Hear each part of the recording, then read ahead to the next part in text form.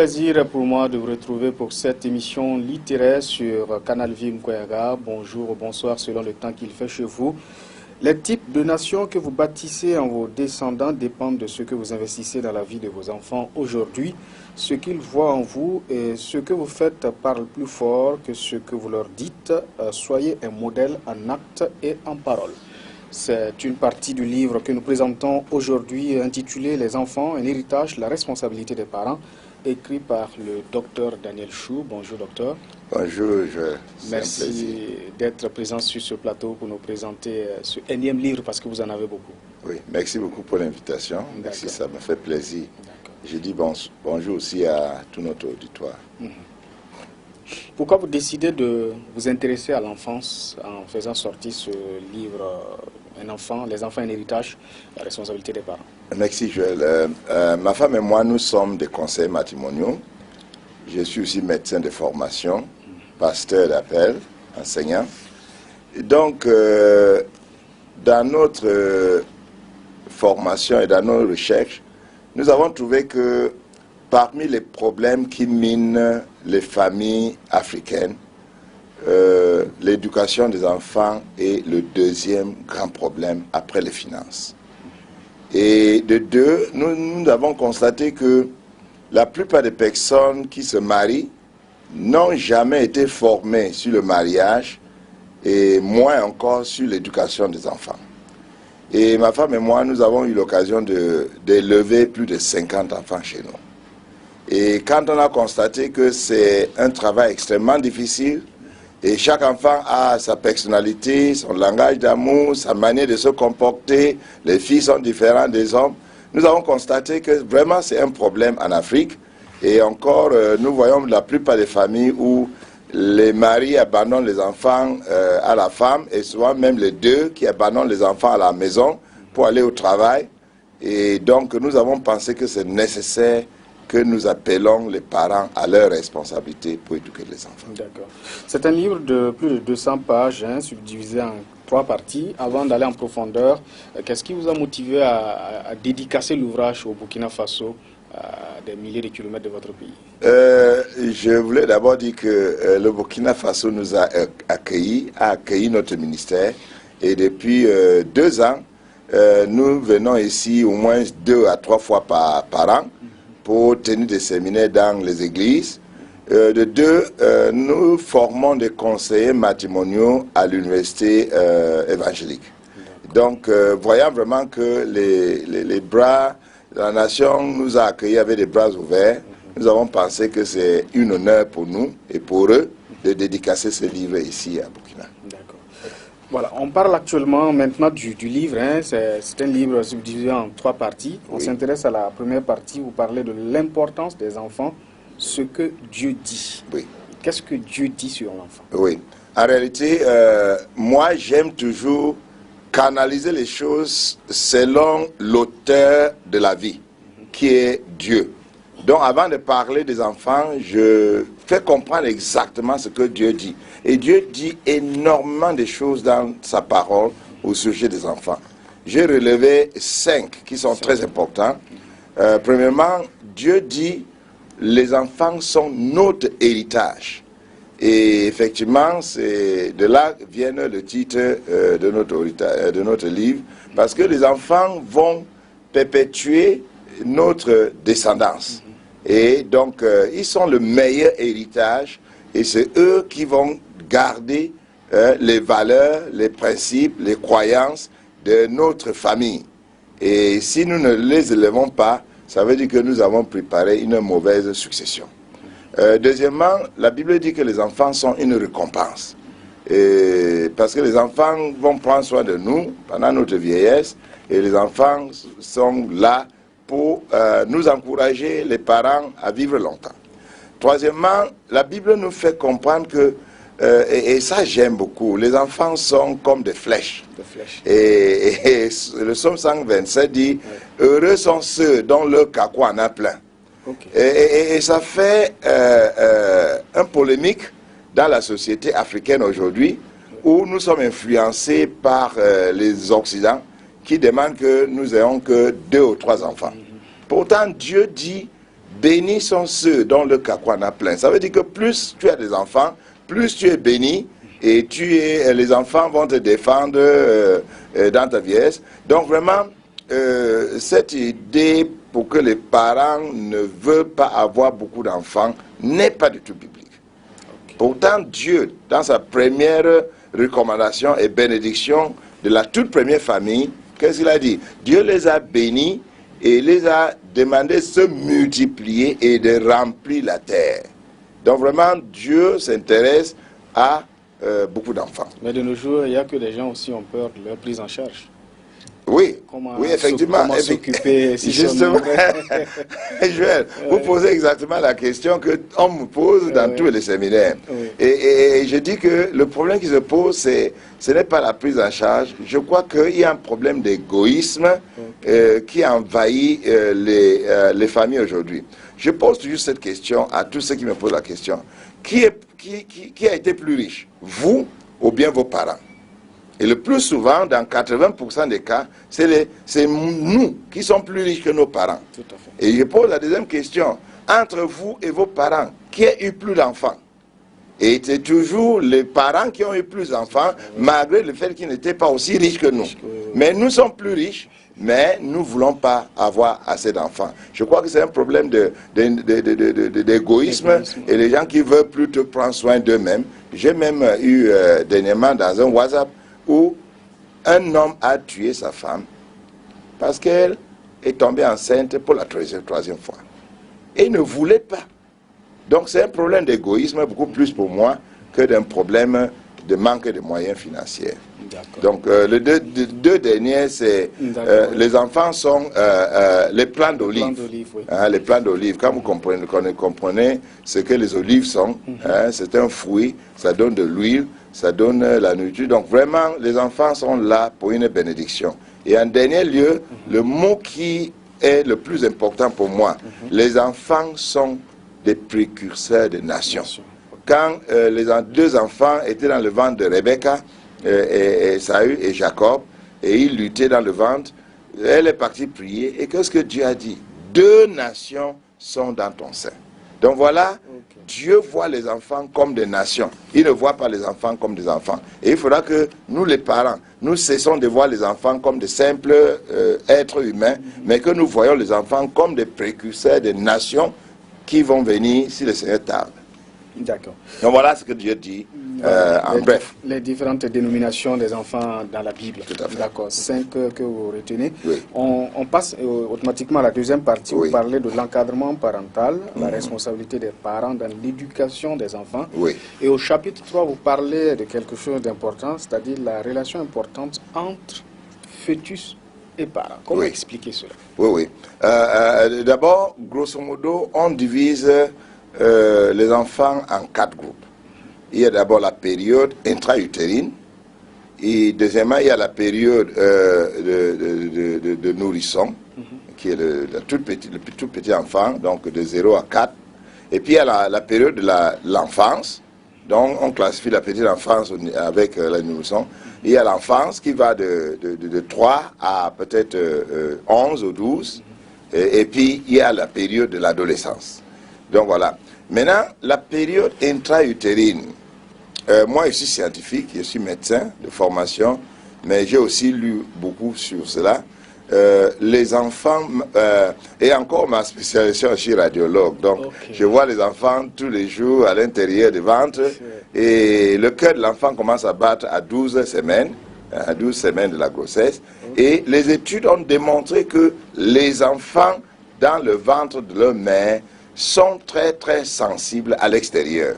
En réalité, en dehors de la vue, tous les autres 4 sens, ça veut dire que le goûter, l'odorat, le toucher, oui, les enfants sont très sensibles à cela.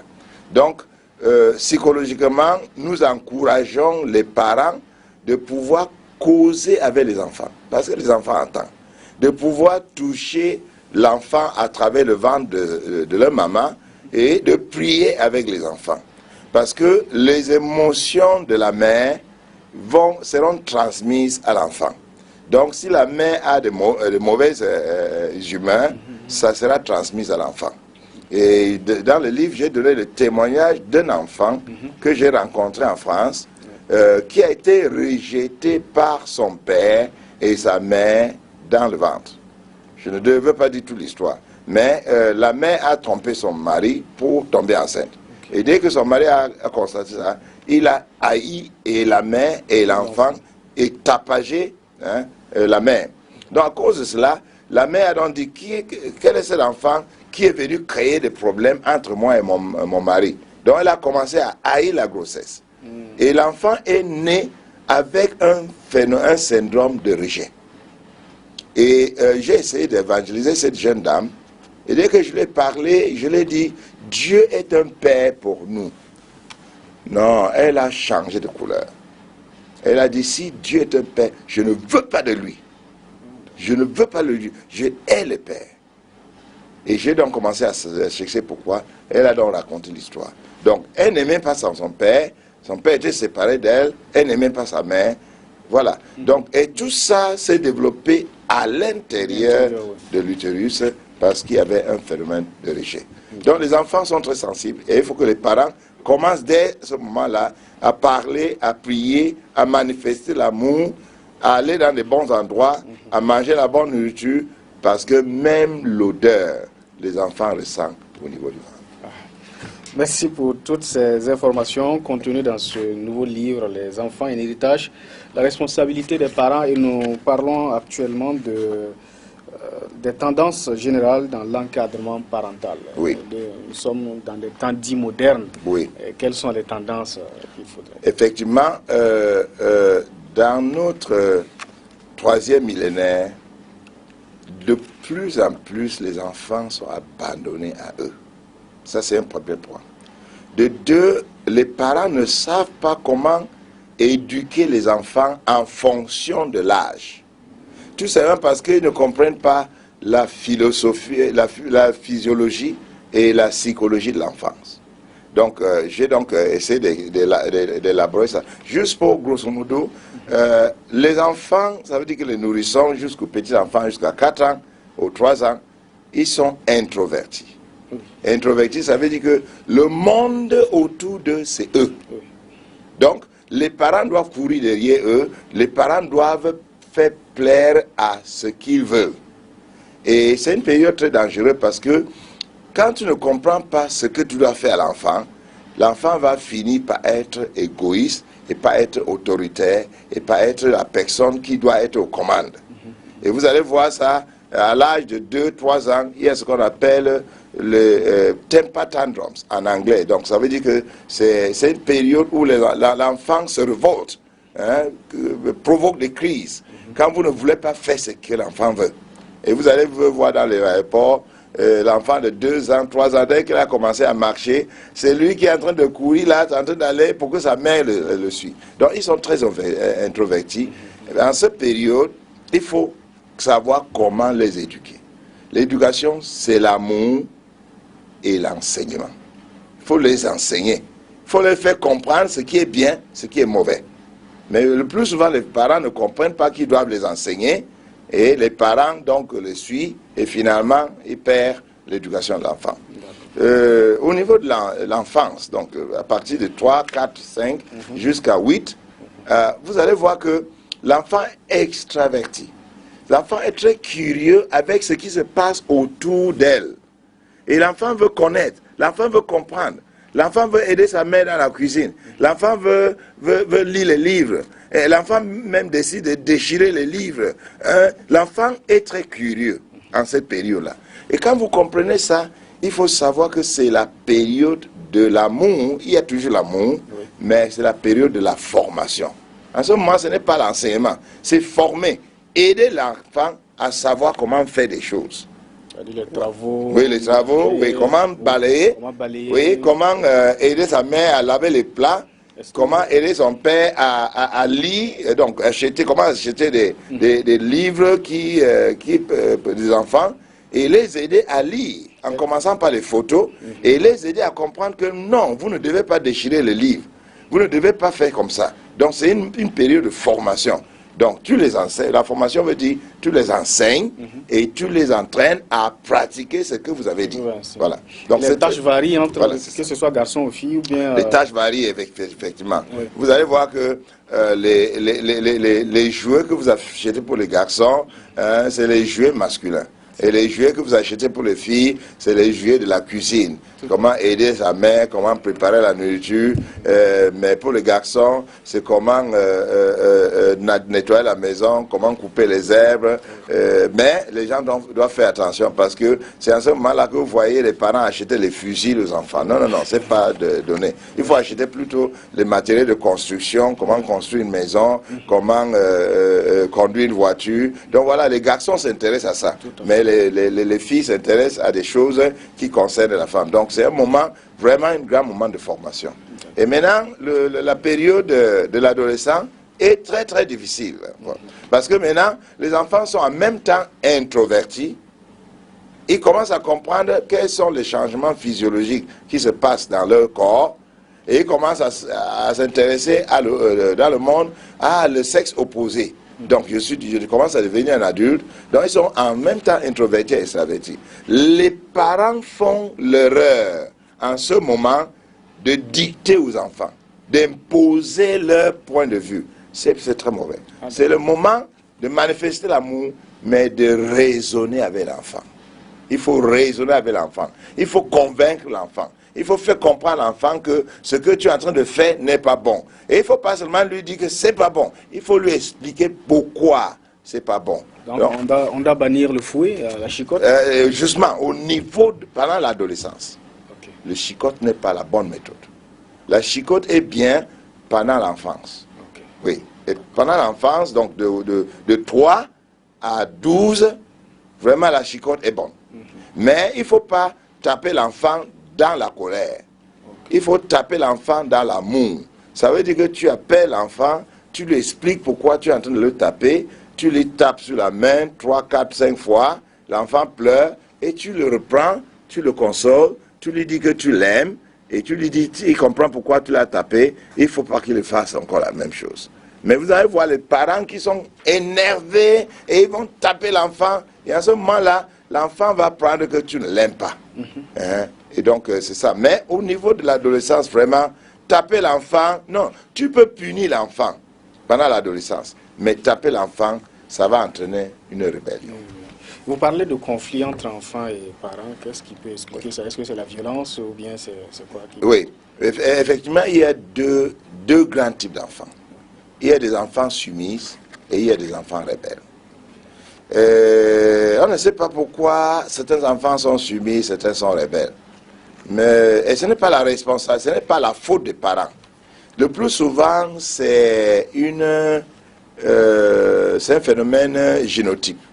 Ça veut dire que l'enfant est né avec des gènes d'un enfant autoritaire, colérique, et puis peut-être en plus de l'environnement dans lequel l'enfant grandit, l'enfant devient turbulent, l'enfant devient désobéissant, l'enfant devient rebelle. Et donc, il y a un élément génotype, il y a aussi un élément de l'environnement. Bon, donc c'est la manière d'éduquer les enfants de ce genre est très, très différente de la manière d'éduquer les enfants qui sont soumis, qui sont obéissants, ainsi de suite. Il faudra donc savoir pourquoi l'enfant est turbulent. Est-ce que c'est la faute des parents dans l'éducation, dans l'environnement, parce qu'ils n'ont pas pris soin de l'enfant? Et je dois dire une chose, tous les parents doivent comprendre que le cerveau de l'enfant est complètement formé dans les 5 premières années. Donc, les 5 premières années, c'est des années très, très importantes. Mais il y a des parents qui ne comprennent pas ça. Donc, vous envoyez les enfants rester avec une tante, un oncle, les grands-parents, et ils ne savent pas comment éduquer les enfants pendant cette période. Parce qu'il faut inculquer tes valeurs, tes principes, tes croyances dans la vie de l'enfant pendant les 5 premières années. Okay. Et si vous le faites, c'est plus ou moins sûr que tes enfants seront les enfants soumis et obéissants. Mais si tu rates cette période, vous risquez d'avoir des enfants turbulents et en ce moment, ça sera plus difficile. Ce qui veut dire que les parents doivent être en accord pour, bien sûr, donner une bonne éducation aux enfants. Absolument, Ouais. absolument. Comme vous le dites, le problème qui se pose chez nous, c'est que de plus en plus, les pères n'ont pas le temps pour éduquer les enfants. Mais les pères doivent comprendre une chose. La Bible dit dans Ephésiens chapitre 6, verset 4, que la discipline, l'instruction, c'est la responsabilité des pères. Et si le père n'est pas là pour discipliner l'enfant, pour instruire l'enfant, l'enfant va grandir sans la discipline paternelle. Et ça crée un problème dans la vie de l'enfant. La mère est là, c'est beaucoup plus pour manifester l'amour et aussi la tendresse et souvent aussi enseigner. Mais chaque enfant a besoin de son père. Et c'est pour ça que j'encourage que pendant les 5 premières années, si possible pendant toute l'enfance, que les enfants restent avec leurs parents parce qu'ils vont inculquer leurs valeurs dans la vie de ces enfants. D'accord. Nous tirons vers la fin de l'émission. La dernière partie, vous parlez de bâtir des nations saintes. Oui. Franchement, pour moi, c'est le chapitre le plus important. Quand nous regardons dans la Bible, nous voyons tous les enfants. Regardez dans le cas d'Abraham. Abraham a eu 2 enfants. Ishmaël est devenu le père des Arabes. Isaac est devenu le père d'Israël. Et même pas seulement le père d'Israël, parce que Isaac a eu 2 enfants, Jacob et Ésaü. Ésaü est devenu le père d'une nation qu'on appelait les Édomites. Édom. Et Jacob est devenu le père d'Israël. Donc, vous allez voir que chaque enfant deviendra à la longue une nation. Si vous regardez même ici dans la nation, vous avez plusieurs tribus. Prenez les Moussi ou les Goumaché. Si vous cherchez dans l'histoire, vous allez voir que cette tribu est issue d'une seule famille. Et la famille s'est multipliée, la famille s'est relocalisée de quelque part, s'est établie à Burkina, et puis ça s'est multiplié, et ils sont devenus toute une tribu. Donc, il faut donc savoir que dans chaque enfant est caché une nation. Parce que s'ils se reproduisent, lui et sa femme vont avoir les enfants vont avoir les enfants, et les enfants jusqu'à peut-être 10 ou 15 générations, et ça deviendra une nation. Une nation, dans la Bible, s'appelle pentaethnie, ça veut dire que c'est un tribu. Maintenant, il faut comprendre une chose. Les valeurs que les parents inculquent dans la vie des enfants, que ce soit des valeurs de croyance, que ce soit des valeurs de l'éducation, que ce soit les valeurs culturelles, ces valeurs seront transmises de génération en génération. Et donc nous disons que nous, les parents chrétiens, si nous établissons des auteurs spirituels dans la vie de nos enfants, si nous inculquons des valeurs spirituelles dans la vie de nos enfants, nous sommes sûrs que de génération en génération, ça va s'établir. Je finis en parlant de l'Exode. L'Exode, chapitre 20, le verset 5 et 6. Il dit, Dieu dit, je suis un Dieu jaloux. Et qu'est-ce que je fais? Premièrement, je punis l'iniquité des parents sur les enfants jusqu'à la 3e et 4e génération. Ça veut dire que si les parents ont vécu dans le péché, ce péché sera répercuté dans la vie des enfants jusqu'à la 3e et 4e génération. C'est déjà une fondation qu'on a posée. Mais le verset 6 que j'aime beaucoup, il dit, mais je manifeste miséricorde à ceux qui m'aiment jusqu'à 1000 générations. Oh, là, j'aime beaucoup. Je dis, si j'aime le Seigneur, si je suis ses principes, si je suis croyant, je peux réclamer que Dieu manifeste sa bénédiction dans ma descendance jusqu'à 1000 générations. Et c'est là où je conclue en encourageant toutes les familles de le faire. D'accord. En tout cas, des encouragements pour que on n'ait pas affaire à l'héritage de Max Jux et sa femme. Oui. Voilà, 7 meurtriers, 300 délinquants, 145 ivres et 90 prostituées. C'est triste, c'est un exemple très triste. Extrêmement triste. Ce Max Jux était un brigand et il a été en prison plusieurs fois. Et sa femme aussi était de la même nature, des drogués. Et on a donc fait une étude de leur descendance pendant plusieurs générations. Et on a vu que la plupart de leurs descendance étaient des délinquants, des alcooliques, des prostituées qui ont passé le temps en prison. Vraiment, c'est très, très effrayant. Mais on a fait aussi une étude d'un autre serviteur de Dieu qui s'appelle Jonathan Edwards. tous les théologiens connaissent Jonathan Edwards parce qu'il a prêché un message qui disait l'homme entre les mains d'un Dieu en colère.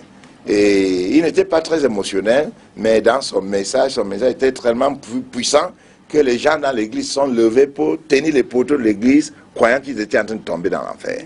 Mais ce monsieur a été un homme de Dieu et on a aussi fait l'étude de sa descendance pendant plusieurs générations. Et on a vu qu'il y avait beaucoup de pasteurs, beaucoup de théologiens, beaucoup de grands hommes de Dieu, et même un président, un vice-président des États-Unis. Parce qu'il avait posé une bonne fondation, et cette bonne fondation a eu des effets. Donc j'encourage que les gens ne soient pas comme Max Juice, mais que nous soyons comme Jonathan Edwards. C'est ce que je suis en train de désirer de faire avec ma famille. Pour terminer, dans quelles conditions ce livre a été écrit avec votre épouse? Oui. Quelle était la contribution de madame? Madame a beaucoup contribué parce que madame, il y a beaucoup de témoignages dans les livres. Oui. Et madame et moi, on a eu à élever plus de 50 enfants dans la maison. Donc l'expérience de madame, parce que vous savez, en Afrique, les enfants passent beaucoup plus de temps avec la femme. Donc son expérience et les partages de témoignages, ça a beaucoup aidé parce que elle nous a montré beaucoup de ce qu'elle a vécu avec les enfants et ça nous a aidé dans l'écrit de ce livre. On voit une famille épanouie sur la couverture. C'est tout ce qu'on peut souhaiter aux téléspectateurs qui vous suivent. En quelques secondes, quel mot vous avez à dire pour qu'on conclue? Je demanderais que chaque couple, chaque famille lit ce livre. Et même ceux qui vont devenir les parents, que chaque pasteur et que chaque enseignant des enfants lit ce livre. Parce que ça va les aider à savoir comment éduquer les enfants. Nous sommes en train de dire la nation burkinabé et l'Afrique est un continent jeune. Nous avons plus de 60% de notre population qui est jeune. Donc nous, c'est un continent d'avenir. Et si nous n'éduquons pas nos enfants avec des valeurs chrétiennes, nous risquons de les perdre. J'encourage que les parents lisent et appliquent cela. Merci à vous, téléspectateurs et téléspectatrices. Je rappelle que nous étions avec le docteur Daniel Chou, qui vient de faire sortir un livre intitulé « Les enfants, un héritage, la responsabilité des parents ». Ce sera tout pour ce numéro. Docteur, vous revenez quand vous venez. Oui. Merci d'être passé. Donc, je veux quand même dire que vous pouvez trouver le livre dans les librairies chrétiennes. Par exemple, à la TBI du pasteur Karamblique, et en face, et puis dans beaucoup d'autres librairies chrétiennes. Et notre personne de contact ici, c'est M. Philibert Yongli, dont vous pouvez avoir les livres partout. Merci bien. Que le Seigneur vous bénisse. Amen. Et bénisse votre ministère. Amen. Merci. Merci mon frère, que le Seigneur vous bénisse amen, abondamment. amen, amen, et que le Seigneur bénisse CVK.